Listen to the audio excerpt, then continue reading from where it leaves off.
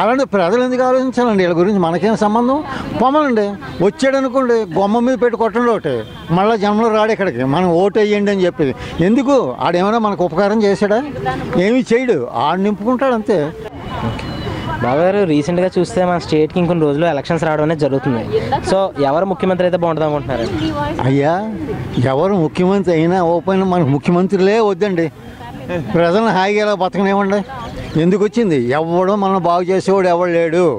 ఎవడొచ్చినా politician ఆడు కొంప నింపుకోవడానికే తప్పితే ప్రజల బాగోగుల గురించి ఎవడో ఆలోచించడు. ఇంకంటే మనకేంటండి మిగిలింది? ప్రజలు మాత్రం ఎప్పుడు కష్టాల గురించి పుట్టాం, ఆ కష్టాల్లోనే పెరుగుతాం, ఆ కష్టాల్లోనే పోతాం.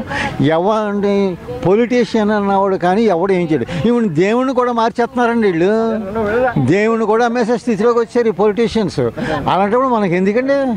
దేవుడు ఆఖరికి బుద్ధి చెప్పాడు అంటే దేవుడే చెప్తాడు, ఇప్పుడు పోతాయి ఇలా కళ్ళు పోతాయి, ఆ కాళ్ళు పోతాయి.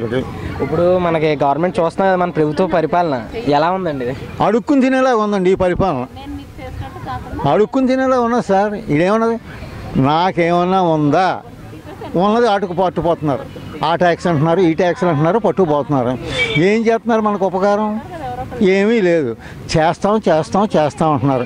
ఫోన్లో ఈడు కాకపోతే ఆడన్నా చేస్తాడని ఆశ ఒకటి ఉండిపోతుంది మనకి. ఆశతోటి అలా బ్రతుకుతున్నాం. అంటే ఇప్పుడు మనం చూస్తే ఈ ప్రభుత్వంలో రాష్ట్రంలో చాలా వరకు అభివృద్ధి చేశారని చెప్పి అందరూ అంటున్నారు. దాని మీద మీ అభిప్రాయం ఏంటండి? మనకేమన్నా ఉపకారం చేశారు అంటే నా మటుకు నాకేం చేయలేదండి. ఉన్నది పోతుంది అంతే. ఏముంది? ఏం చేశారు? ఇప్పుడు ఉన్న నెల కూర్చొని చొక్కా బాగుందంటే చొక్కా కూడా అమ్మేసుకుంటారు వాళ్ళు. నా కాళ్ళ మీద, నా చేతుల మీద నేనే బతుకుతున్నాను నమ్ముకొని. అంతేగాని ఎవడో చేస్తాడు మాత్రం ఉట్టిది. అందులో లేడీస్ని ఇంకా పాడు చేస్తున్నారు వీళ్ళు. అందుకనేంటి, మహాప్రభు నమస్కారం, మనకి ఎవడో వద్దు, మనం ఎలా వదిలేమనండి, మనం హాయిగా బతుకుతాం. అంటే ఇప్పుడు రాజధాని నిర్మాణం పనులన్నీ జరుగుతున్నాయి కదండి ఈ ప్రభుత్వంలో, ఏమన్నా మనకు ఉపయోగం లేదంటే? ఉన్న రాజధానికి సరిపోవట్లేదు వాళ్ళకి. కొత్త రాజధాని పెట్టి కొత్తది కదా ఇది అమ్మేస్తారు. ఎవడు ఏం చేయడు సార్. ఎందుకు సార్? మనకి కంఠశ్వాస తప్పితే ఏమీ లేదు. రాజధాని మార్చిన ఆఖరికి దేవుళ్ళని కూడా అమ్మేస్తున్నారు వీళ్ళు. ఏముందండి? దేవుళ్ళు కూడా అమ్మేస్తున్నారు. గుడిని అమ్మేస్తున్నారు. తిరుపతిలో హుండీలో అమ్మేస్తున్నారు. ఆఖరికి తిరుపతి దేవుణ్ణి కూడా అమ్మేస్తారు వీళ్ళు. అందుకని ఏంటంటే, అయ్యా నా ఉద్దేశంలో మన కాళ్ళు చేతులు ఉన్నంతకాలం మనం కష్టపడి బ్రతకటమే కానీ వీళ్ళు ఎవరు ఏమీ చేయరు. నమస్తే.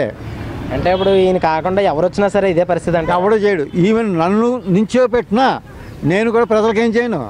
నేను నింపుకోవడానికి, నేను తినడానికే ట్రై చేస్తాను అంతే. స్వార్థం పెరిగిపోయిందండి. ప్రతి మానవుడిలో స్వార్థం పెరిగిపోయింది. ఇప్పుడు చిరంజీవి గారు తమ్ముడు రాజకీయాల్లోకి వచ్చారు, ప్రజలకు హెల్ప్ చేస్తారు. ఆడు కాదు కదా చిరంజీవి ఉన్నంతకాలం చిరంజీవి తినేసాడు. ఇప్పుడు తమ్ముడు అంటే ఈడు తినేస్తాడు.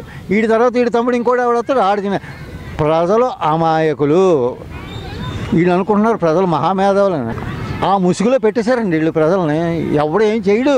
If you like the video, please like us and subscribe Tollywood Nagar.